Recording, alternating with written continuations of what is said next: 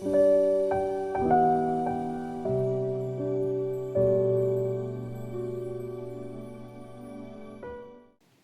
期跟大家分享的内容都与整合自己内在男性和女性面向相关。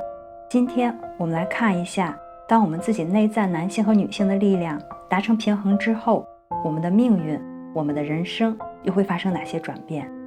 当我们开始与内在的男性和女性力量达成和解之后，我们就不再把自己看作受外部力量控制的无助受害者了。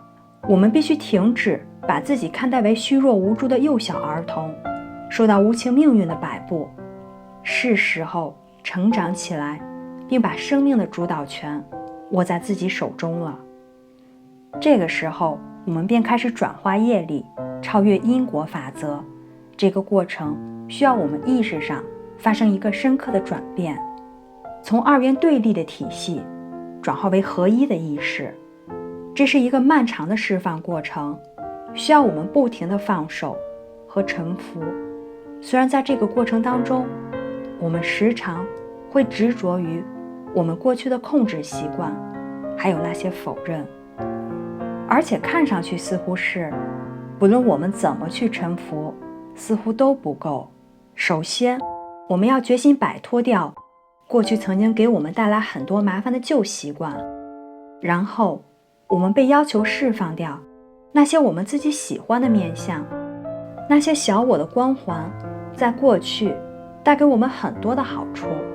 我们甚至要释放掉那些古老的知识，还有个人的力量。最终，我们需要释放掉一切。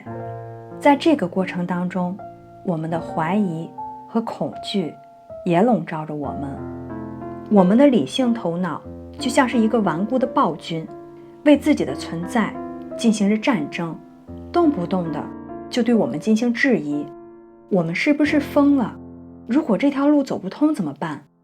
冷血的逻辑告诉我们，我们要务实，要理性地迈出每一步。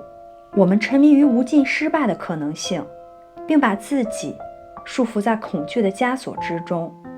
我们就像被困于蜘蛛网中一样，无力成为真正的自己。我们常常认为那些恐惧和怀疑是真实不虚的，这样我们便给予了他们生命，并让他们控制着我们。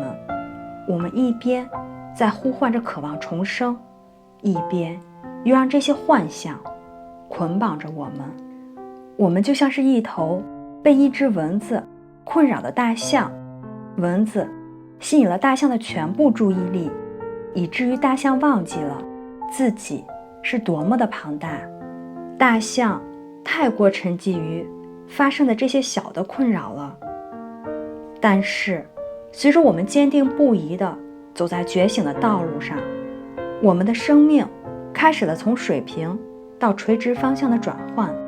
以前当我们走在水平发展的道路上的时候，我们从老师、书本和其他人的经验当中获得二手的信息，他们这样描述，我们就去相信，因为我们对自己感到无能为力，我们也从来没有想过要去自己探索。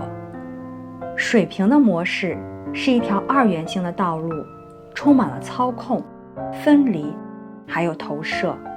它非常的微妙，并充满着陷阱，因为没有人去表达他们的真情实感，所有的一切都隐藏在别人或说或做的模棱两可的事情当中，让你放弃自己的权利。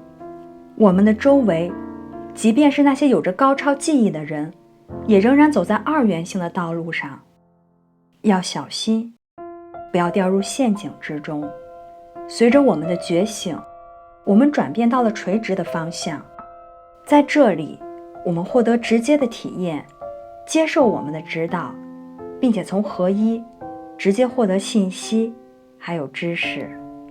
这就是在每个地球循环周期开始之前，我们学习的方式。这就是那些伟大的先知、神秘者、圣人，以及世界所有宗教的创始人接受到高等真理的方式。而我们所有的人都可以使用这种方法。